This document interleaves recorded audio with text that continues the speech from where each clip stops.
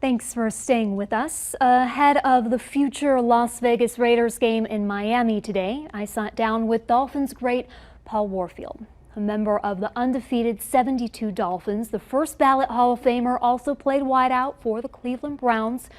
He has fond memories of the Raiders and their late great owner Al Davis.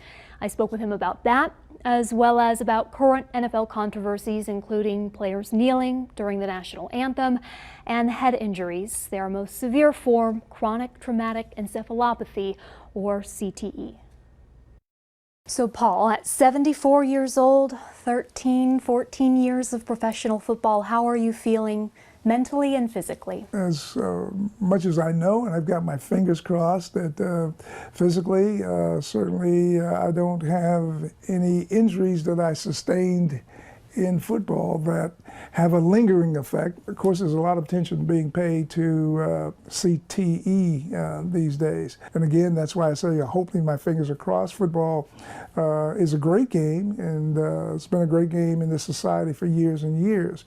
What we have come to learn in recent years is the fact that there can be negative effects with regard to head trauma. Back when you were growing up, it was the middle of the civil rights movement. What were your experiences like with police, government officials? The 60s was a time in which I think this country recognized certainly that change needed to occur. And great leadership in the African American community by the late Dr. Martin Luther King, who led the great social revolution to certainly help this country come to terms with its motto, for we hold these truths to be self-evident, that all men are created equal. Major changes occurred in terms of law, in terms of accessibility, in terms of rights, and so that's an area that we don't want to go back to. What do you think about current race relations within the U.S. and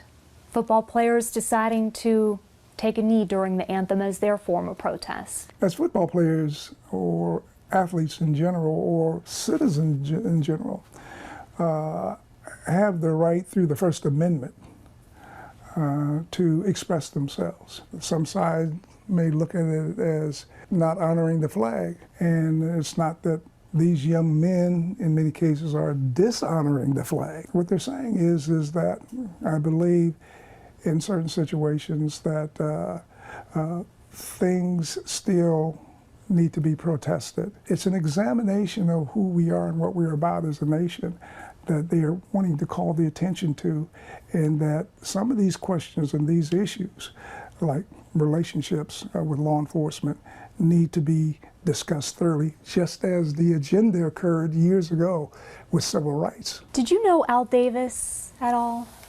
How well?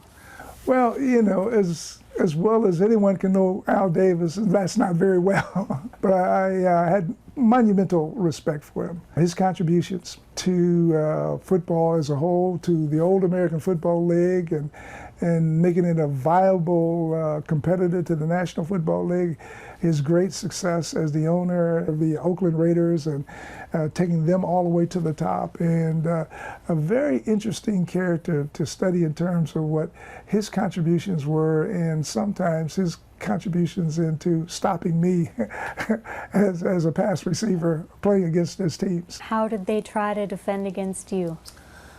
Well, sometimes intimidation. One of the players I'd like to mention here is Willie Brown. And Willie Brown never tried necessarily intimidation. He just lined up, and it was a great defensive back, Pro Football Hall of Famer. Our competitions were always very interesting. And there were times that he won, there were some times that I won, but I had immense respect for him because he would just line up and say, you know, give me your best shot, and vice versa, I would say that to him. But he was a great player, a very competitive player, and one of the finest players I've ever played against. When you say intimidating, that's not out of line, because I think they prided themselves on being bunch of renegades and a scary force. What did they represent to you as a franchise, and do you think they still embody that mystique? Well, they were winners. One had to respect the fact that they were winners and consistent winners. And so we, went into Oakland to play against them. It was going to be a tough football game. You're going to be playing against one of the best teams in the entire league. And if you were able to come out of the old Oakland Coliseum at that point with a win, it was well earned. As for the Raiders' relocation to Las Vegas, Warfield is not a fan. He believes teams should not be taken out of their original community.